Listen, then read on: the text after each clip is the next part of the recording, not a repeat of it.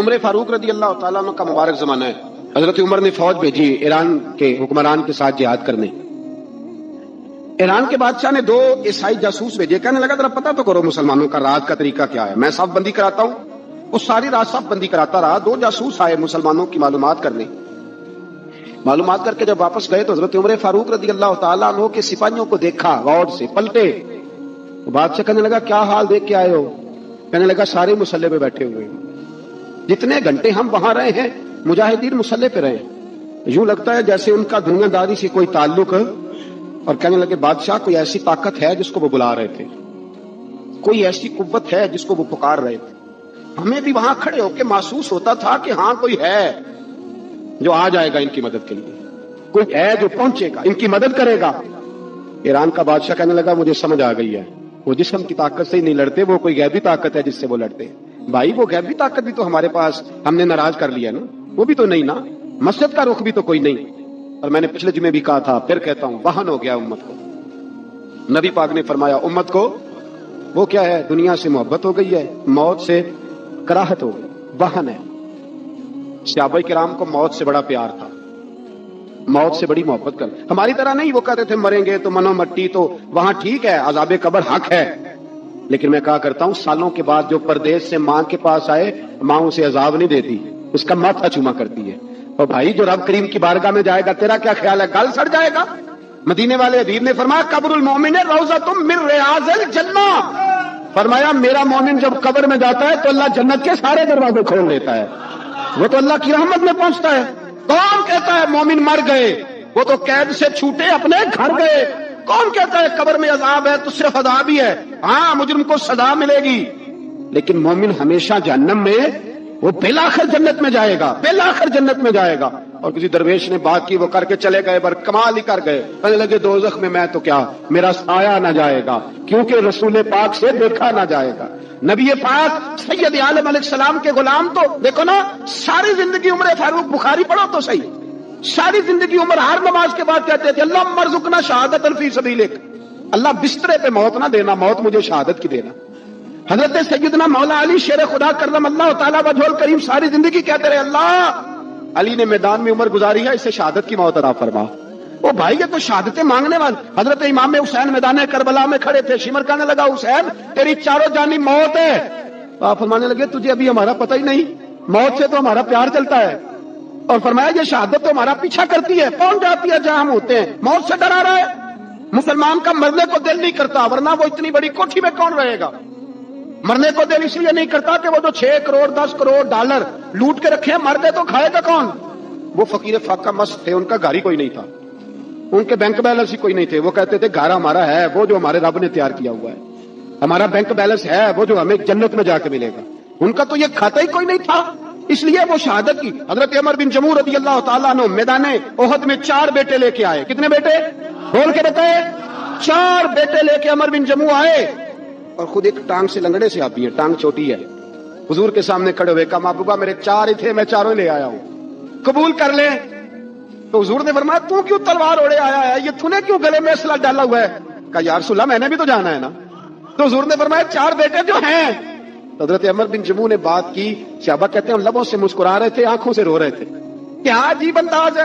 حضور نے فرمایا عمر 4 بیٹے جو آ گئے تو رہنے دے. حضرت عمر رو پڑے, کہنے لگے محبوبہ کیا لنگڑے جنت میں نہیں جائیں گے؟ کیا حضور میں لنگڑا ہوں تو میرے لیے جنت کوئی نہیں؟ میرے حبیب پاک سید عالم صلی اللہ علیہ وسلم نے فرمایا عمر تو ضرور جنت میں جائے گا. کہا محبوبہ پھر بچے بعد میں جائیں گے, میں پہلے میدان میں جاؤں گا. ایک بی بی 4 بیٹے لے کے آئی احد میں. کہا محبوبہ کل کمائی تھی میں لے آئی ہوں, میرے پاس کوئی اور شے ہوتی تو میں بچا کے نہ رکھتی. بیٹے دے کے نا حاضری لگوا کے تو واپس دروازے پہ لے گئی. حضرت سیدنا عبداللہ ابن عمر فرماتے ہیں بی بی بول رہی تھی تو میرا جذبہ جہاد بڑھ رہا تھا. اپنے بیٹوں کو کہنے لگی میں تمہیں حضور کے پاس چھوڑ کے جا رہی ہوں, جب تم میدان میں گرو گے تو میں تمہیں دیکھنے آؤں گی, دیکھنا تمہاری پشت پہ کوئی زخم نظر نہ آئے. جتنے تیر کھانے ہوئے سینے پہ کھانا, اتنے تلواروں کے نیزوں کے زخم برداشت کرنے ہوئے یہاں کھانا, پشت پہ زخم نظر نہ آئے. حضرت عبداللہ ابن عمر فرماتے ہو بی بی کی گفتگو میرا جذبہ جہاد بڑھا رہی تھی. ایک بی بی 3 سال کا 4 سال کا بیٹا لیے رو رہی ہے, احد کا دن ہے. سہیلیاں پوچھتی ہیں تو کیوں روتی ہے؟ وہ کہتی ہے دیکھو میرا خامد بھی بدر میں شہید ہو گیا, بھائی اور باپ بھی. دل کرتا ہے کوئی جوان بیٹا ہوتا تو آج مصطفیٰ کے ساتھ اسے ہی بھیج دیتی. کوئی جوان میرے پاس ہے ہی 3 سال کا تو کیا کروں, 3-4 سال کا بچہ کیا کرے گا. پتہ نہیں کیا دلیل آئی, اچانک اٹھی, بیٹے کو سینے سے لگایا, کپڑا ڈالا, مسجد نبوی پہنچ گئی. حضرت بلال کہتے ہیں مجھے ملی, کہنے لگی بلال مجھے پتہ ہے حضور تیاری کرا رہے ہیں جنگ کی, پر 2 منٹ اگر میری ملاقات ہو جائے. بلال حبشی کہنے لگے حضور ہم پہ بی بی ضد کر رہی ہے. حضور باہر آئے, کہنے لگی حضور میں فلاں کی بیٹی, فلاں کی بہن, فلاں کی بیوہ ہوں, میں نے بدر میں 3 شہید دیے ہیں, اب میرے پاس یہ 3 سال کا لال ہی بچا ہے, بڑا فخر ہے میرا. لوگ مجھے شہید کی بیوہ, شہید کی بیٹی, شہید کی بہن کرتے ہیں. دل کرتا ہے شہید کی اماں بھی کہیں جاؤں تو میرا بیٹا لے لیں. سیدنا بلال کہتے ہیں حضور مسکرائے, کہنے لگے یہ 3 سال کا نونہال کیا کرے گا. کہتے ہیں اماں کا عجیب جذبہ ہے. کہنے لگی محبوبہ سنا ہے اسلحہ بھی تھوڑا ہی ہے, ڈھالیں زیادہ کوئی نہیں, میرا بیٹا ساتھ رکھ لیں, جب آپ کی طرف کوئی تیر آیا نا تو میرا بیٹا ڈھال کے اس کو ڈھال بنا کے آگے کر دینا. محبوبہ ڈھال تو بن ہی سکتا ہے نا. حضرت بلال فرماتے ہیں مصطفیٰ کریم نے فرمایا جا میں نے قبول کیا, قیامت کے دن بیٹا گھر لے جا, جب تیرا نام پکارا جائے گا تو شہید کی اماں کہہ کے ہی پکارا جائے گا, جا تو گھر لے جا. کہتے ہیں چلتے چلتے ایک غریبنی اور آ گئی, اتنی سی اٹی بان کی, اتنی سی. بلال حضور سے ملاقات ہو جائے گی. نبی پاک آ گئے, کہا محبوبہ یہ غلبہ اسلام میں میرا بھی حصہ ڈال لیں. حضور نے فرمایا یہ کیا ہے. کہنے لگی حضور خامد فوت ہو گیا, اولاد اللہ نے بے نیازی سے دی نہیں, سویرے چرخہ کاٹ کے رزق حلال کھاتی ہوں, میرے پاس نا یہ اتنا سا بان ہے, ایک گھوڑے کی لگام بن جائے گی. محبوبہ حصہ تو ڈال جائے گا نا دین کے لیے, میری قبولیت ہو جائے گی. میرے حبیب نے ہاتھ اٹھائے اور دعا مانگی, کہ اللہ جتنا تو میدان کے مجاہدوں کو اجر عطا فرمائے اتنا اس غریبنی کو بھی عطا فرما. حضرت عمر فاروق رضی اللہ تعالیٰ عنہ رات کا وقت چہرے پہ نقاب ڈال کے گلی میں گھوم رہے تھے. میں بھی گلی میں نکلتا ہوں, آپ بھی نکلتے ہیں, لیکن مقصود یہ ہے کہ ذرا پتہ کریں باہر کی ہوا کیسی ہے. مقصود یہ ہے کہ پتہ کریں کہ آج برگر کس دکان کا اچھا ہے, معلومات کریں کہ محلے کی سیاست کس رخ جا رہی ہے. وہ بھی نکلتے تھے, لیکن مقصود یہ نہیں تھا. مقصد سمجھ گئے تھے نا, وہ اس لیے نکلتے تھے کہ پتہ کروں کوئی دکھی تو نہیں, کوئی تکلیف میں تو نہیں, کوئی آزمائش میں تو نہیں. دیکھیں نا کام وہی ہے, میں بھی کرتا ہوں, آپ بھی کرتے ہیں, ساری دنیا کرتی, لیکن وہ ایکم احسن عملا, کردار کس کا ستھرا ہے, ذہن کس کا اونچا ہے, ذوق کس کا بڑا ہے. زندگی وہ بھی بتا گئے, ہم بھی گزار رہے ہیں, لیکن وہی کمزور باتیں اور وہی روایتی گفتگو اور وہی لب و لہجہ اور وہی دنیا داری کے مخصوص سی ہماری گفتگو, فلاں کیا کر رہا ہے, کہاں پہنچ گیا. اگر پیسے کسی نے نہیں کمائے تو کہاں نکھٹو ہے تب نہیں کمائے, اور اگر زیادہ کما لیا تو کہنے لگے 1 نمبر طریقے سے تو نہیں کمائے جا سکتے, یہ کوئی غلط رستہ ہے. گفتگو ہے بس, نشستن گفتن برخاستن. تو اعلیٰ کام اعلیٰ کردار ان لوگوں. حضرت عمر گزر رہے تھے تو غلام ساتھ تھا, ایک شخص کو دیکھا کہ مدینے کے باہر خیمہ لگایا ہوا ہے. بھئی خیریت ہے, یہاں خیمہ کو لگایا. کہنے لگا امیر المومنین سے ملنے آیا ہوں, رات ہو گئی تھی تو سوچا یہیں قیام کر لیتا ہوں, صبح ان سے ملوں گا. تو فرمایا اندر کسی کے درد سے کراہنے کی آواز آتی ہے. کہنے لگا میری بیوی ہے اور بچے کی ولادت کا وقت آ گیا, تکلیف میں. حضرت عمر دوڑے گھر گئے, اپنی اہلیہ سے کہنے لگے نیکی کمانے کا ارادہ ہے. اس نے کہا ہے. مقصد سمجھ گئے تھے نا وہ لوگ, بالکل ہے. فرمایا جو ضرورت کی چیزیں ولادت کے وقت ہوتی ہیں لے لے, کچھ گھی لے لیا, کچھ چنے لے لیے, کچھ ضرورت کی چیزیں لے لی, خاتون کو ساتھ لیا. یہ خاتون اول کی بات کر رہا ہوں, میں خاتون اول کی بات کر رہا ہوں. حضرت فاروق اعظم رضی اللہ تعالیٰ عنہ امیر المومنین ہیں. حضرت عمر نے اپنی اہلیہ کو ساتھ لیا, جہاں وہ شخص تھا وہاں آئے. اہلیہ نے حضرت عمر کے ذمہ کام لگایا, آگ جلا لیں, یہ تیل لے لیں, فلاں فلاں چیز گھی میں ڈال لیں, بنانی شروع کر دیں. فاروق اعظم نے ہاتھ کے اندر پکڑا ہوا برتن, چمچا, ڈوئی بھی آخ لی دے, پنجابی ہے نا, تو وہ کام کر رہے ہیں, چلا رہے ہیں, آگ جلا رہے ہیں. خاتون اندر ڈیوٹی کر رہی. تو وہ شخص جو تھا نا جس کی بیوی تھی, وہ کہتا میں 2-3 دفعہ کا غلام ادھر آ, فلانی چیز بتا. میرے ذہن میں یہ تھا کہ امیر المومنین نے کو بندہ کھڑا کیا, آنے جانے والے مسافروں کا خیال کرے. میرے سے 2-4 دفعہ میں نے اپنے لفظوں میں بات بھی کہہ دی, لیکن جب اندر میرے بچے کی ولادت ہوئی تو اندر سے میری بیوی بولی اور حضرت عمر کی اہلیہ بولی, اور بول کے کہنے لگی امیر المومنین مبارک ہو, آپ کے دوست کو رب نے بیٹا دیا ہے. وہ شخص کہتا ہے میں باہر کھڑا تھا, وجود تڑپ گیا, آنکھیں برس پڑی, کبھی نہیں رویا تھا پر کیفیت عجیب بن گئی. کوئی تقریر نہیں سنائی, کوئی اعلیٰ شعر نہیں انہوں نے پڑھا. میں نے جو لے کر ان کے سر سے پاؤں تک دیکھا, میں نے کہا یہ وہی شخص ہے جس کا نام لے تو کیسر و کسرا کانپ جاتے ہیں. یہ وہی شخص ہے، میں نے جمعے میں کہا تھا کہ روب کپڑوں کا نہیں ہوتا، روب تو دیانتداری کا ہوتا ہے۔ ہاں بڑا مال کما کے لوگوں نے بنائی ہوتی ہے، کار کوٹھی تو بندے کھڑے ہو کے کہہ دیتے ہیں 2 نمبر طریقے سے آیا ہے، اور 13ویں 14ویں گریڈ کا ملازم ہو تو اس کے سامنے بہت بڑا افسر ڈر رہا ہوتا ہے، یار بندہ دیانتدار ہے، یہ رشوت نہیں لیتا، سفارش نہیں مانتا، یہ میرٹ پہ کام کرتا ہے۔ تو روب تو آپ کی دیانتداری کا ہے، آپ کی سچائی کا ہے۔ اپنی زندگی میں جو لوگ مقصد سمجھ گئے، مقاصد پا گئے، کچھ کر گئے، ہم ذرا الجھ گئے ہیں۔ پہلے اتنا شاندار مکان بناتے ہیں، پھر مرنے کو کس کا دل چاہے؟ اتنی محنت کر کے جو ہے وہ کوٹھی بنائی ہے تو اب چھوڑ کے کون جائے؟ وہ تیار بیٹھے تھے، انہیں نبی کریم نے کہا تھا کن فی الدنیا کانک غریب او عابر السبیل، تم نے مسافروں کی طرح رہنا ہے۔ او میرے بھائی، کبھی دیکھا ہے ایئرپورٹ پہ مسافر لڑتا ہو کہ میں نے یہ جگہ خریدنی ہے؟ اسے پتہ ہے کہ ابھی فلائٹ آنی ہے، میں نے تو چلے جانا ہے۔ ریلوے اسٹیشن پہ جو جگہ ہوتی ہے وہ خریدنے کے لیے لوگ رٹا نہیں ڈالتے، انہیں پتہ ہے پہلی ٹرین سے چلے جانا ہے۔ بس سٹاپ پہ جھگڑے نہیں ہوتے کہ یہ کرسی میری ہے، جانا جو ہے مٹی دیں تے مٹی رہنا ہی، ایویں کادی بلے بلے، اج مٹی دے اوتے بندے آتے کل مٹی دے تھلے۔ اتنا زیادہ مقصد نہیں نا جب سمجھتے تو بے چین ہے، بے قرار۔ بعض لوگوں نے اتنے پیسے جمع کر لیے کہ اتنے کھا نہیں سکتے، اتنی ضرورت نہیں، لیکن اس کے باوجود ہے کہ وہ دوڑ ختم ہونے کا نام ہی نہیں لے رہی۔ حضرت صدیق اکبر رضی اللہ تعالیٰ عنہ امیر المومنین ہے۔ بادشاہوں کے بڑے بات ہوتی ہے، ہمارے ملک میں ایسے بھی بادشاہ گزرے ہیں کہ جو سفر پہ جاتے تھے تو خانسامے بھی لے جاتے تھے، باورچیوں کو بھی لے کے جاتے تھے کہ کھانا میری مرضی کا ہونا چاہیے۔ حضرت ابوبکر صدیق نے پانی مانگا، امیر المومنین، تو صحابہ نے نا شہد ملا پانی پیش کیا۔ کوئی اتنی لمبی بات تو نہیں، لیکن صدیق اکبر رو ہی پڑے، اور اتنا روئے کہ ہجکیاں بن کے۔ لوگ کہتے ہیں پتہ نہیں تھا کس بات پہ رو رہے ہیں، پر ہم بھی رو پڑے۔ حضور آپ کیوں روتے ہیں؟ تو آپ فرمانے لگے یار مجھے آسانیوں میں مبتلا کرنے لگے ہو، مجھے ان دنیا کی لذات میں الجھانے لگے ہو۔ میں حضور کی بارگاہ میں بیٹھا تھا، اللہ کے رسول فرما رہے تھے پیچھے ہٹ جا، پیچھے ہٹ جا، پیچھے ہٹ جا۔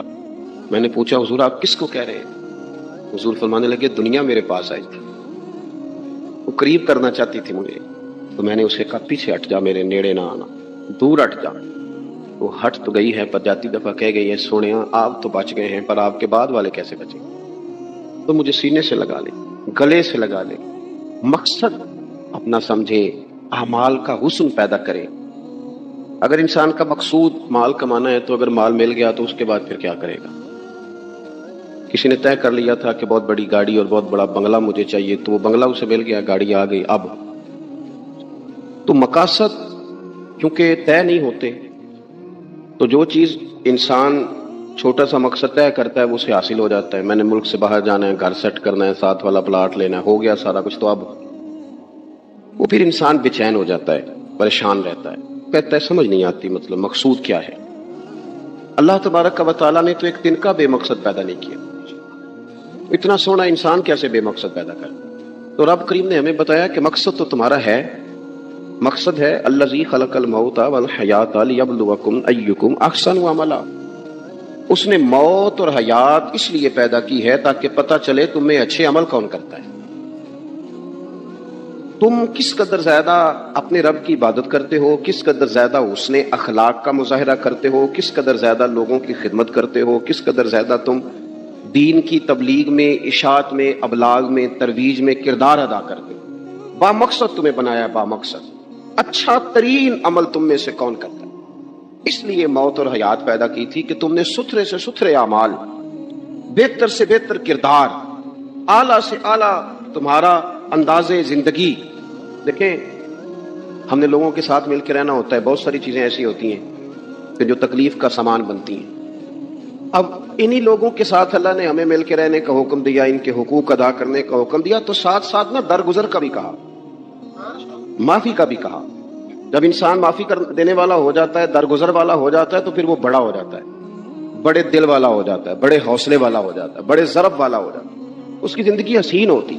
تو یہاں آئے تھے کچھ کام کرنے، وہ جو ہم نے مقصود بنائے تھے نا، مطلب اچھے کپڑے، اچھی دنیا داری، اچھی گاڑی، اچھا موبائل سیٹ، وہ چونکہ مقصود نہیں تھا تو ان چیزوں کے حصول کے باوجود بھی لوگ پریشان ہیں۔ مقصود یہ تھا کہ بہترین عمل، سونا عمل، اعلیٰ ترین عمل میرے رسول پاک صلی اللہ علیہ وسلم کے غلاموں نے نا وہ عمل کر کے دکھایا۔ اعلیٰ ترین مزاج رکھتے تھے اور اعلیٰ ترین خدمت، یعنی لوگ ان کا کردار دیکھ کے نا، کردار اور عمل دیکھ کے تو لمبی تقریریں کرتے ہیں, باتیں کرتے ہیں, بڑا کچھ بتانا پڑتا ہے, لیکن وہ بس تھوڑا سا نا لوگ ان کے پاس اٹھتے بیٹھتے تھے, آتے جاتے تھے. اتنی دوڑ ہے کہ آگے بڑھ کے اور لینا ہے, اور لینا ہے, عالمی مزید کا رٹا. وہ سمجھ گئے, ہم نا اڑے ہوئے ہیں. بہت سارے لوگ ایسے ہیں جنہیں صحیح بات کا پتہ چل گیا ہے, وہ فیصلہ کرنے میں دیر کر رہے ہیں. انہیں سمجھ آ گئی ہے کہ بہتر یہی ہے کہ میں وقت پہ مسجد آیا کروں. انہیں سمجھ آ گئی ہے بہتر یہ ہے کہ سویرے اٹھ کے نا واٹس ایپ بعد میں دیکھوں, پہلے قرآن پاک کی زیارت کر لیا کروں. سمجھ انہیں ہے, سمجھ ہے کہ باتیں زیادہ کرنے سے بہتر ہے درود و سلام زیادہ پڑھا جائے. پتہ انہیں ہے, تو فیصلہ ہی نہیں کر رہے, ارادہ نہیں بنا رہے, توجہ نہیں کر رہے. جب بہت زیادہ بندہ دنیا داری میں الجھ جاتا ہے نا, بہت زیادہ, آسانیاں تو بندے کو جینے نہیں دیتی. پہلے انسان کہتا ہے کہ موٹر سائیکل ہو جائے نا تو چلو سفر آسان ہوگا, پھر موٹر سائیکل کہتا ہے ٹائر 2 ہیں, 4 ٹائروں والی ہونا, چلو مہران ہی ہو جائے خیر ہے. لیکن مہران میں بیٹھتے ہی اسے خیال آتا ہے کہ اس کی تو سیٹیں تنگ ہیں, پھر اس سے بڑی گاڑی چاہیے. یہ روز دوڑ ہے, 5 فقیروں کسے نہیں ماریا اے ہوئی چور اندر دا. یہ دوڑ ہے, یہ ختم. حضرت ابوبکر صدیق رضی اللہ تعالیٰ عنہ امیر تھے. ہمیں تو نا جی ایک سے ایک کھانا, اور آج یہ نہیں کھانا, آج میری مرضی کا کھانا, یہ میری مرضی کا, یہ میرے بچے کی مرضی کا, یہ فلانے کی مرضی کا. وہ خواہشات کا انبار, اور نفس بچے کی طرح ہوتا ہے, خواہش پوری کرو تو فوراً ہی دوسری بھی بتا دیتا ہے, دوسری پوری کرو تو تیسری کی بھی خبر دے دیتا ہے. ہم نا کیونکہ الجھ جاتے ہیں, پھر وہ الجھاؤ ہمیں باہر نہیں نکلنے دیتا. اگر تھوڑا تھوڑا کر کے, میرا مطلب یہ ہے کہ زندہ رہنے کے لیے روٹی کھانی ہے نا. مطلب روٹی کا لطف کتنی دیر ہوتا ہے, اتنی دیر منہ میں چباتے ہیں, اس کے بعد ختم. تو کپڑا تو پہننا تھا بدن چھپانے کے لیے, اس میں وہ کدھر سے آ گئی ساری کہانیاں جو آج بن گئی ہیں, بن گئی. اور اتنے میں نے عجیب و غریب نظام دیکھا ہے کہ نوجوان ہے, اچھا بھلا سیانا آدمی ہے, کپڑے اس نے تازے سلوائے ہیں, اور 99 لوگوں نے کہا صحیح لگ رہا ہے, صرف ایک نے کہا نہیں ٹھیک لگ رہا. وہ پریشان ہو جاتا ہے, کہتے اس کا کچھ کروں. کیوں؟ اس لیے کہ یہی سارا مقصود سمجھ لیا ہے, کپڑے پہننا, اسی میں الجھ جانا. میں اکثر دوستوں سے کہتا ہوں, میں خود کسی دوسرے کی بات نہیں کرتا, بہت زیادہ عمر نہیں میری, میں خود جایا کرتا تھا. شادی کوئی آ گئی تو 2-3 دن پہلے ابا جی کہتے تھے پرانے جوتے کچھ گنڈوا لا, کچھ پالش کرا لا, توڑے میں ڈال کے جانا موچی کے پاس, اس نے کچھ سیٹ کر دینے. اب کہاں رہ گیا جی یہ کام, چھٹی نہیں ہو گئی. اب کون سا ایسا سلسلہ ہے, وہ جو کہیں سے کپڑا تھوڑا پھٹ جاتا تھا نا تو اماں اس کو اس طرح پیوند کراتی تھی کہ ڈیزائن بھی بن جاتا تھا اور کام بھی چل جاتا. کدھر گیا وہ دور. لیکن تکلیف دیکھ لیں آج پہلے سے زیادہ ہے, لڑائی پہلے سے زیادہ ہے, آزمائش پہلے سے زیادہ ہے. کیوں؟ جتنی بھی خواہشات آپ بڑھاتے جائیں گے نا, مقصد فوت ہوتا جائے گا. جتنی بھی مقصود سفر کرنا ہے, گاڑی دکھانا تو مقصود نہیں ہے, لیکن ہمیں وہ والی گاڑی چاہیے کہ لوگ ایک دفعہ انگلی منہ میں ڈالیں کہ وہ اس گاڑی پہ بیٹھا ہوا ہے. ہم مقصد سے پیچھے ہٹیں گے جب, پھر تکلیف میں آئیں گے, پھر آزمائش. زندگی میں ہم نے جو چیزیں مینج کی ہیں وہ ساری دوسروں کے لیے, ہمارے لیے کوئی شے بھی نہیں. ولیمے پہ گئے تاکہ برادری راضی ہو جائے, تعزیت کے لیے گئے تاکہ محلہ راضی ہو جائے, فلانا کام کیا تاکہ لوگ جو ہیں وہ میرے حق میں ہو جائیں. ساری زندگی دوسروں کے لیے جی کے گزار دی, اور آپ نے 99 نیکیاں کی, ایک خامی آئی تو لوگ تو وہ تھے جو پھر بگڑ گئے.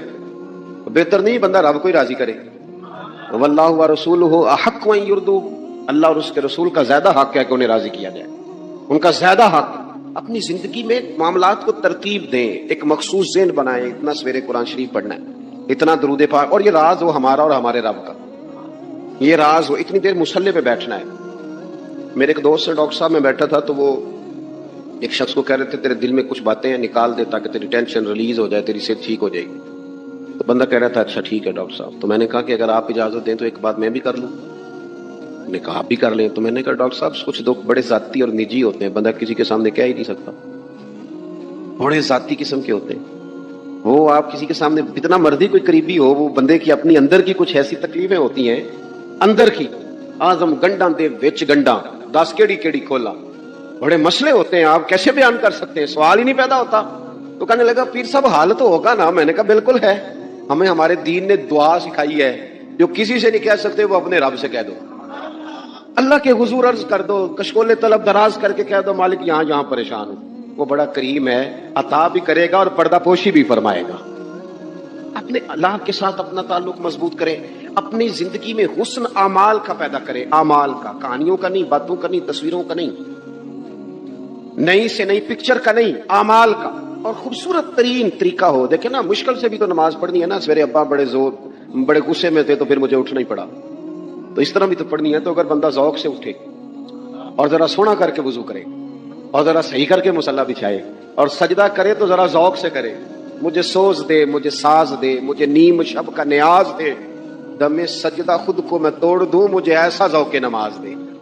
اس ذوق کے ساتھ آگے بڑھے. مقاصد جب بندہ سمجھ جاتا ہے نا، مقاصد، پھر اس کے لیے آسانی ہوتی ہے. میں نے عرض کیا تھا زیادہ باتیں نہیں کرنی، مقصود تو ایک پیغام دینا ہے.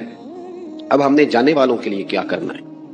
ایک تو یہ کہ اپنا مقصد ٹھیک کرنا ہے. جو رخصت ہو گئے اپنے بزرگوں کو نا یاد رکھیں. اصل کام ہے ان کو کھول کے بتائیے.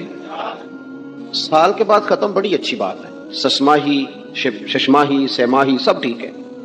ان کو یاد رکھیں. حضور نہ یاد رکھتے تھے، اپنی والدہ کا ذکر کرتے، اپنے والد کی بات کرتے، اپنے دادا کا ذکر کرتے. اپنے جانے سیدہ خدیجہ الکبریٰ رضی اللہ تعالیٰ عنہ وصال کر گئی تو حضرت عائشہ کہتی ہیں حضور اکثر گھر میں ان کا ذکر کرتے. اپنے بزرگوں کو یاد رکھیں، ان کا ذکر کریں. ان کو نا، والد کے لیے نا والد ہونا شرط ہے، پی ایچ ڈی ہونا شرط نہیں. والد کے لیے والد ہونا شرط ہے، مفتی ہونا شرط.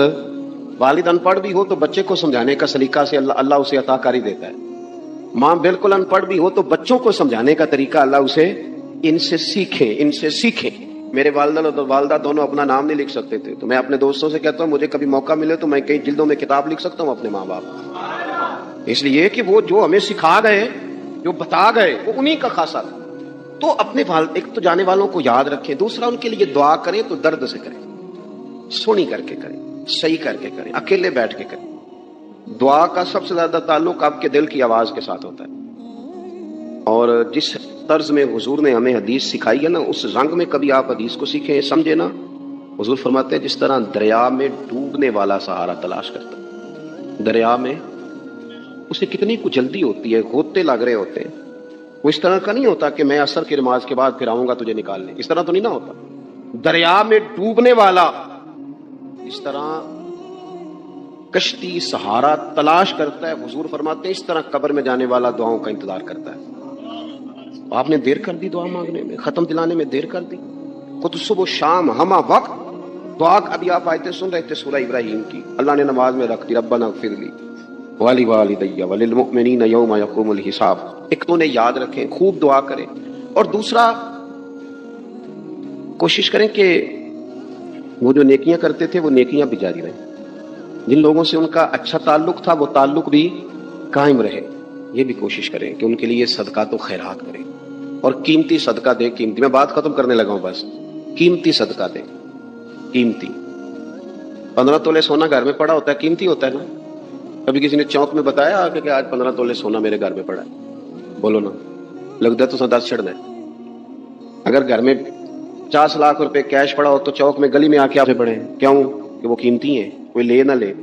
تو یہ جو 5000 مسجد دیکھ کے سارے محلے کو بتاتے ہو یہ بھی صدقہ تھا، یہ بڑا قیمتی چیز تھی. یہ بتانے والا نہیں تھا، یہ تو نیکی تو قیمتی تھی. قیمتی چیز جو ہوتی ہے وہ تو چھپائی جاتی ہے کہ بتائی جاتی ہے. یہ جو بیٹیاں ہیں نا اسلام کی، مائیں بہنیں، یہ قیمتی ہیں. اس لیے اسلام انہیں کہتا ہے تم گلیوں اور چوکوں میں آنے والی نہیں، قیمتی چیزیں گھر کے اندر رہا کرتی ہیں. تم قیمتی چیزیں ہو، تمہارا وجود قیمتی ہے. تم کبھی ماں ہو، کبھی بیٹی ہو، کبھی بہن ہو، کبھی بیوی ہو، قیمتی ہو. اس لیے تمہیں اسلام کہتا ہے کہ گھر کے اندر رہو گی تو تمہاری قیمت رہے گی. کچھ چیزیں ایسی ہیں جو چوکوں میں گلیوں میں پھیل جائے تو ان کی قیمت نہیں رہتی. اس لیے تمہیں کہا جاتا ہے کہ گھر میں رہو. یہ جو تمہیں چوکوں میں لاتے ہیں یہ تمہیں بے وقت کرنا چاہتے ہیں، بے قیمت کرنا چاہتے ہیں. انسان تھوڑی دیر کے لیے اگر تھوڑی دیر کے لیے غور کرے تو بڑے بڑے جانور انسان سے بڑے طاقتور ہیں، لیکن اللہ نے ان کی نکیل انسان کے ہاتھ میں تھما دی. اتنا بڑا جہاز ہے، ٹنوں وزن لے کے چل رہا ہے. انسان کے بس کی بات نہیں کہ وہ کئی لوگ لگ کے بھی اس کو اٹھا سکیں، لیکن اللہ نے اس کے قبضہ و اختیار میں کر دیا ہے. فرمایا هو الذی خلق لکم ما فی الارض جمیعا، زمین میں جو کچھ ہے سارا تیرے لیے بنایا ہے، آسمان میں جو ہے سارا تیرے لیے بنایا ہے.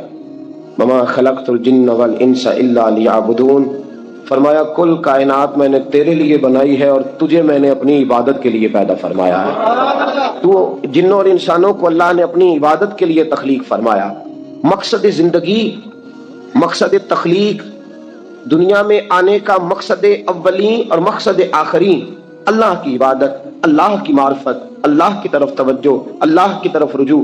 یہی ایک مقصد تھا انسان کے آنے کا. اسی کو قرآن نے بیان کیا تھا.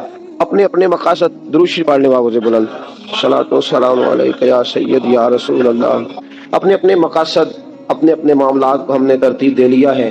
صبح سے شام تک کے معاملات سارے کے سارے ہمارے ذاتی، نجی اور ہمارے اپنے بنائے ہوئے مقاصد کے تحت گزر رہے ہیں، حالانکہ رب کریم نے فرمایا کہ انسان، میں نے تجھے اپنی عبادت کے لیے بنایا ہے، اپنے لیے تجھے بنایا ہے، تو میری بارگاہ میں سجدہ ریز ہو، تو میری بارگاہ کی طرف توجہ کرے، تو میرے لیے تسبیح پڑھے، تو تحلیل کے جملے بولے، تو تکبیر کہے، تو میرے محبوب پہ نازل ہونے والے قرآن کی تلاوت کرے۔ تجھے تو اس لیے بنایا تھا۔